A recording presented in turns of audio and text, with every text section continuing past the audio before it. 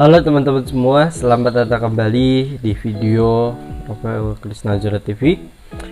Dan di video kali ini kita akan membahas, bukan bahas tentang kemerdekaan, tapi saya ingin mengingatkan juga, tapi kita harus menekankan kembali tentang putih hatinya bersih, merah itu hatinya berani. Artinya kita itu harus bersih di dalam segala hal, baik itu secara pikiran atau istilahnya kita harus bersuci, teman-teman. Kemudian kita harus berani untuk menerima tantangan dan untuk menghadapi tantangan apapun itu tantangan nantinya. Dan juga tantangan kemerdekaan yang kita hadapi saat ini ketika masa pandemi, yang dimana kita harus menjalankan semua kegiatan ataupun semua perupacaraan ataupun acara permainan itu hanya di rumah saja. Walaupun ada yang mungkin melaksanakan mungkin hanya dengan teman-teman ataupun dengan tetangga yang jumlahnya tidak banyak, ya saya harapkan juga hati-hati untuk menerapkan protokol kesehatan dengan baik. Dan juga saya ingin mengingatkan kepada teman-teman juga, kalau teman-teman sehabis berkegiatan jangan lupa untuk menyiram diri teman-teman dengan disinfektan supaya partikel-partikel yang dari luar tidak masuk ke dalam partikel yang ada di rumah ataupun partikel bersih yang ada di rumah, itu teman-teman. Oke, kita ikuti video ini selengkapnya. Apa sih yang mau saya harapkan, apa sih yang mau saya sampaikan, atau kita mau bahas apa sih di video kali ini? Ikuti terus. Halo teman-teman semua, selamat datang kembali di channel Rafael Krishna Zura dan selamat datang kembali di segmen Air Talks. Nah, buat teman-teman yang belum tahu ataupun yang baru gabung ataupun yang baru join di channel ini, segmen Air Talk ini adalah segmen dimana kita mengupas sisi motivatif, kemudian dari sisi berita, dari sisi news, kemudian dari sisi dari sisi dari sisi pandangan pribadi ataupun dari sisi tentang perbincangan yang hangat di Indonesia ataupun yang sedang hangat di dunia, gitu teman-teman. Pun juga teman-teman, saya juga memiliki satu segmen lagi yang namanya Air Education, yang itu berisi tentang pengedukasian, baik itu tentang menggunakan masker ataupun masa PPKM ataupun seperti halnya ketika masuk mall kita harus menjalani PCR dan lain segala macamnya. Itu juga termasuk ke dalam konten Air Education supaya masyarakat di channel ini dapat teredukasi dengan baik tanpa harus miss dengan pengedukasian yang bisa dikatakan kurang begitu jelas ataupun tutur informasinya juga disampaikan hanya sedikit-sedikit saja, gitu teman-teman. Dan juga saya juga memiliki segmen terakhir saya, ada 3 segmen, yaitu Daily and Story, itu menceritakan tentang keseharian saya dan juga berdasarkan dengan cerita-cerita pengalaman, baik itu pengalaman pribadi, baik itu pengalaman bersama teman-teman dan juga bersama orang-orang yang teman-teman jauh lah istilahnya ataupun sahabat-sahabat saya, gitu teman-teman. Nah, itu saya kemas di dalam Daily and Story, dan insyaallah ini bisa bisa menambah maksudnya bisa menambah kehappyan teman-teman. Biasanya melihat channel saya itu tegang isinya, tapi berusaha untuk hari ini, untuk segmen yang ini itu tidak tegang, gitu teman-teman. Baiklah teman-teman, selamat datang kembali saya ucapkan di segmen Air Talks. Kali ini sesuai dengan janji saya di video sebelumnya, bahwasannya saya akan menceritakan apa sih yang saya harapkan ataupun apa sih yang saya komparasikan, gitu ya. Ini video beda lagi dengan kemarin hanya sedikit bocoran, tapi ini sudah real sudah real ceritanya gitu loh. Udah cerita beneran, udah bukan gambaran, udah bukan kisi-kisi, tapi ini beneran, gitu tuh teman-teman. Jadi Ya no gimmick, no settingan, dan kita juga sudah menyiapkan minuman. Nah ini gak di endorse teman-teman. Jadi untuk menemani teman-teman saat ini kita minum nanti di beberapa segmen. Oke teman-teman, bicara tentang komparasi.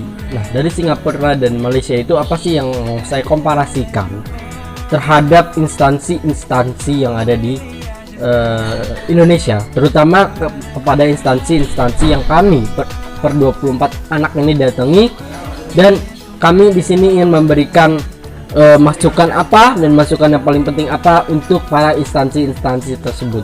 Tentunya teman-teman,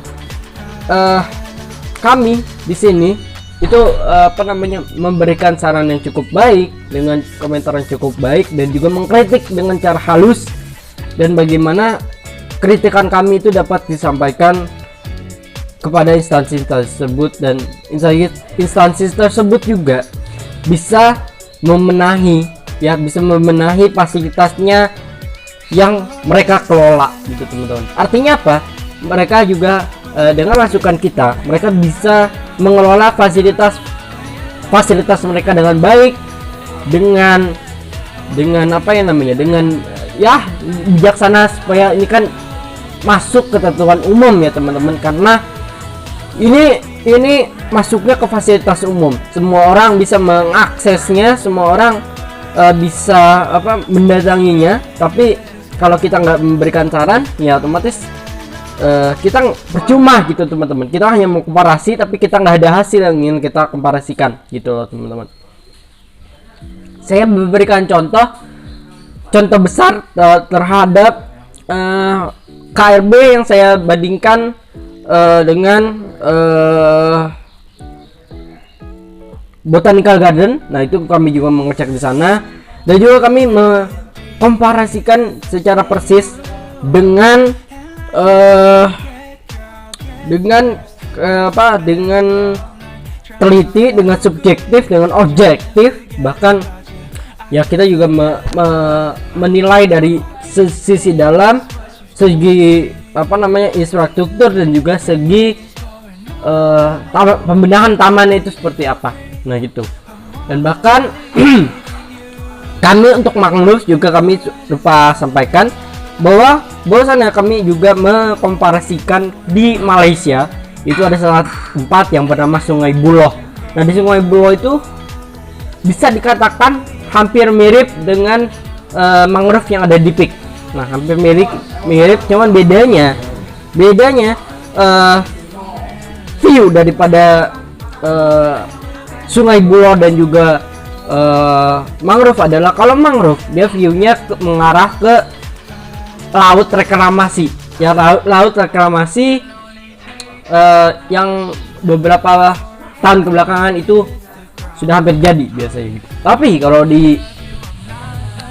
di mana Sungai Buloh itu cuman kelihatan yang namanya river gitu loh, dan bisa dikatakan fasilitas di sana cukup sangat baik gitu, terbilang tidak ada sampah sedikit pun gitu loh. Kalaupun ada juga kami juga buang ke tempatnya sampah tersebut gitu loh. Terus juga kami memberikan komparasi di sana, di negara tersebut, supaya bisa kami bawa hasil penelitian kami ke Indonesia. Dan akhirnya di beberapa semester kemudian kan itu langsung dipresentasikan atau langsung dikasih atau diberikan gambaran apa sih yang kita dapat di sana. Dan juga setelah dari para instansi tersebut, kami juga memberikan informasi daripada apa yang kami komparasikan kepada manajemen sekolah kami. Nah, artinya seluruh atasan, seluruh yayasan, dan seluruh komite yang hadir ataupun yang terlibat di dalam organisasi sekolah itu kami libatkan untuk mendengarkan presentasi ataupun untuk mendengarkan komparasi gitu loh. Jadi jatuhnya bukan menyampaikan aspirasi, tapi ini lebih ke komparasi itu teman-teman. Karena saya melihat di sini sesuai dengan objektivitas kita gitu. Oke teman-teman, karena saya tenggorokan saya ini agak-agak banyak ininya, saya minum dulu, izin. Oke teman-teman, kita minum dulu ya. Mohon maaf ini nggak di endorse, mungkin merek ini nanti kalau misalkan masuk ke channel saya boleh di endorse nih.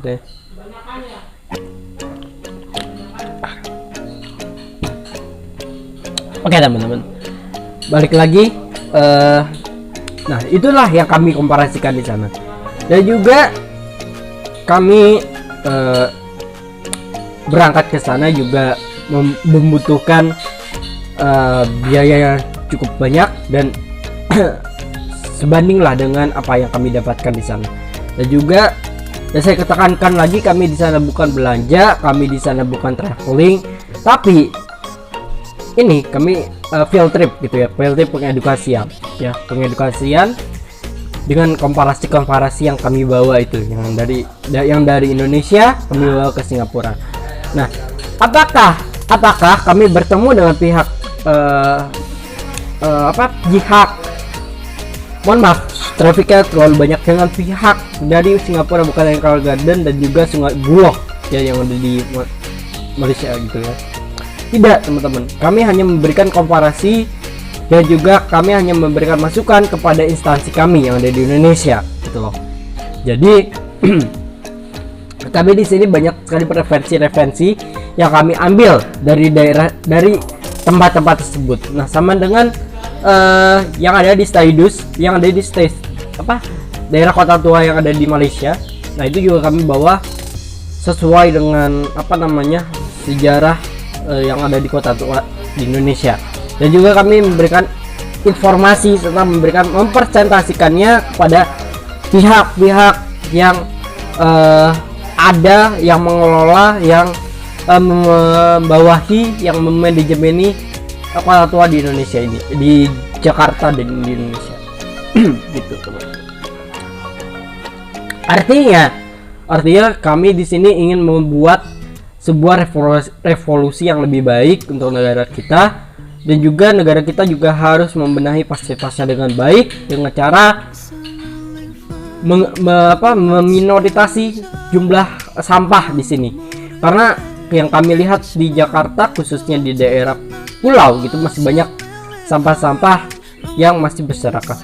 Contohnya teman-teman, kami pergi ke sebuah tempat ataupun pelabuhan yang ada di Jakarta Utara untuk menyeberangi ke Pulau Seribu. Nah, sepanjang perjalanan menuju masuk ke akses pelabuhan itu banyak sekali sampah, dan bahkan muncul bau air laut yang mungkin bercampuran dengan sampah dan akhirnya seperti bau kentut. Nah, seperti itu teman-teman. Nah, itu artinya ini bercampur antara ikan yang busuk ataupun dengan sampah-sampah tersebut. Nah, artinya di sini kita masih butuh sangat perhatian besar dari diri kita sendiri, dan butuh perhatian besar dari pemerintah kota provinsi DKI Jakarta dan juga pemerintah Indonesia khususnya yang di bidang transportasi, supaya penyeberangan kita semakin banyak yang ingin berliburan ke pulau, dan juga aksesnya juga mungkin orang mungkin beralih ya. Kalau misalkan mereka nggak mau nih ke pelabuhan yang ada di Jakarta Utara, mereka pindah ke Ancol. Nah, Ancol juga menjadi salah satu titik untuk penyeberangan ke Pulau Seribu. Nah, di Pulau Seribunya sendiri itu terdapat yang namanya titik-titik limbah untuk pembuangan, baik itu limbah sampah yang karton ataupun sampah plastik dan sampah yang lainnya yang bisa dibuang dan bisa mudah terbakar. Dan tentunya kalau adanya tempat sampah gini, kita nggak perlu mencemari yang namanya lingkungan, kita tidak perlu mencemari yang namanya hewan dan lain segala macamnya. Tapi dengan adanya hal-hal itu, kita masih bisa memberikan sebuah kontribusi yang baik untuk laut kita. Supaya sampah-sampah dari laut tidak tertransfer ke pulau, rata-rata sampah-sampah itu adalah sampah bawaan dari misalkan dari Jakarta, dari tempat-tempat yang ada nyambung laut gitu ya teman-teman. Rata-rata sampahnya menumpuk ke pulau-pulau dan akhirnya itu bisa menjerat para hewan ya. Contohnya kalau teman-teman nonton video tentang paus yang terdampar akibat sampah ataupun ikan-ikan lain yang terdampar akibat sampah, nah itu adalah ulah kalian sendiri dan kita nggak harus bisa menyadarinya teman-teman. Dan bahkan di Singapura juga itu hampir semua ekosistemnya itu dilindungi semua, hampir semua ekosistemnya, karena ya berbeda sekali, sangat berbanding terbalik dengan Indonesia yang kalau kita buang sampah udah itu ke laut ataupun ke sungai. Tapi mereka nggak bikin jangka panjang untuk hewan bagaimana, untuk ekosistem lautnya juga bagaimana gitu loh teman-teman. Nah maka ini merupakan sebuah komparasi yang cukup baik, dan juga ini merupakan komparasi yang cukup sehat ya. Tapi ini sih yang harus kita angkat bicara ya kepada pengelola kita yang ada di Indonesia, supaya diperbaharui lagi, bisa diperbaiki lagi dengan apa yang kami sampaikan. Nah dengan yang kami sampaikan itu bisa diolah oleh pihak pengelola instansi-instansi yang ada di Indonesia gitu loh, terutama di bagian Bogor dan juga Jakarta. Nah itu, dan juga Indonesia sebenarnya memiliki banyak sekali bangunan sejarah. Tapi ketika bangunan sejarah itu tidak dirawat dengan baik, artinya apa? Ketika bangunan sejarah itu dicoret-coret dengan pilok gitu ya, dengan kata-kata yang cukup ataupun dengan poster-poster yang sangat-sangat menyemari lingkungan, itu saya sebetulnya harusnya menjadikan cagar budaya itu bukan untuk ditandatangani, bukan untuk bukan untuk dicoret-coret. Nah ini masih banyak teman-teman, ini masih banyak PR dari kita Indonesia.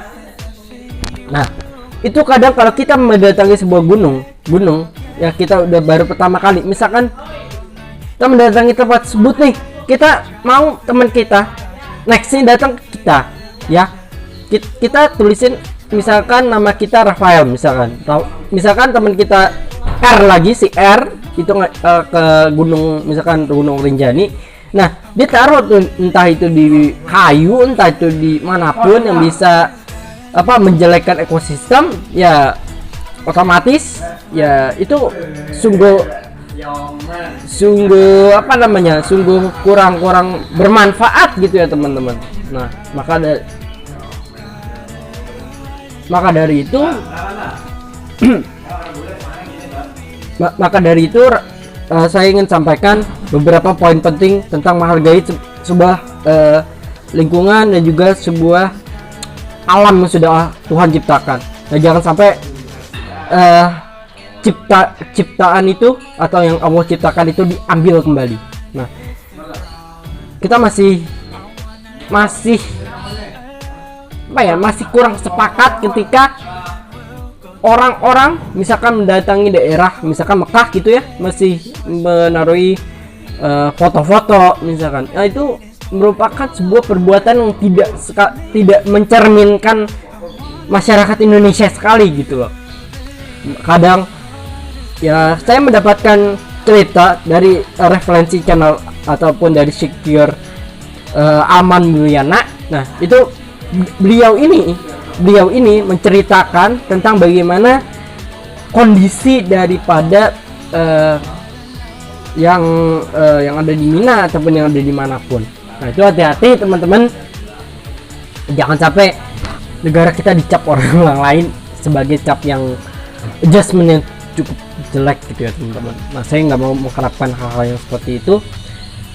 Intinya poin pertama saya adalah jaga lingkungan kita dengan baik, jaga ekosistem kita dengan baik, dengan kita menjaga ekosistem kita dengan baik, otomatis kita dapat dihargai oleh banyak orang, dan otomatis lingkungan kita dapat dapat bersinar dengan cukup bersih, dan inilah yang harus menjadi PR utama kita, PR bangsa ini, dan juga PR daripada pemerintah provinsi, daerah, pemerintah provinsi, untuk kalau ada hal-hal yang seperti itu, baiknya pemerintah itu berusaha untuk menjaga, jangan sampai itu dijeleki, di judgment ataupun diapain gitu loh teman-teman. Nah, mungkin saya memberikan ini ya teman-teman, memberikan sebuah referensi buat teman-teman semua, dan mohon maaf kalau misalkan ada keinian gitu. Tapi yang terakhir itu dulu sih teman-teman, untuk mengkomparasikan, untuk membuat negara kita lebih baik, untuk membuat pariwisata kita hidup kembali dengan cara itu, dengan cara kita membersihkan lingkungan kita bebenah, otomatis ekosistem kita akan kembali ke normal lagi gitu teman-teman.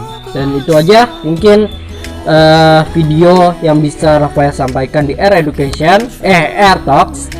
Itu aja. Jangan lupa like, comment, and subscribe, share ke teman-teman kalian, dan juga bagikan kepada teman-teman kalian. Kalau misalkan channel saya nih dikira menurut teman-teman itu sungguh sangat bermanfaat, nah teman-teman bisa boleh membagikannya kepada teman-teman kalian.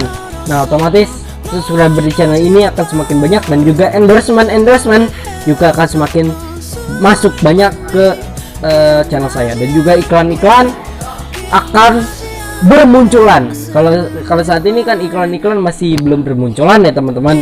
Insya Allah kalau teman-teman mau share-nya, teman-teman bisa membuat channel saya bisa muncul iklan gitu aja teman-teman. Dan juga saya ingatkan, jangan lupa like, comment, dan subscribe, share ke teman-teman kalian. Dan juga saya harapkan Indonesia pulih kembali, Indonesia tertib, Indonesia bangkit, dan Indonesia maju. Ya, kita lihat moto-moto yang ada di kemerdekaan Republik Indonesia. Itu aja teman-teman, kurang lebih mohon maaf. Sampai ketemu di video selanjutnya. Signing out. Sampai ketemu di episode Talks.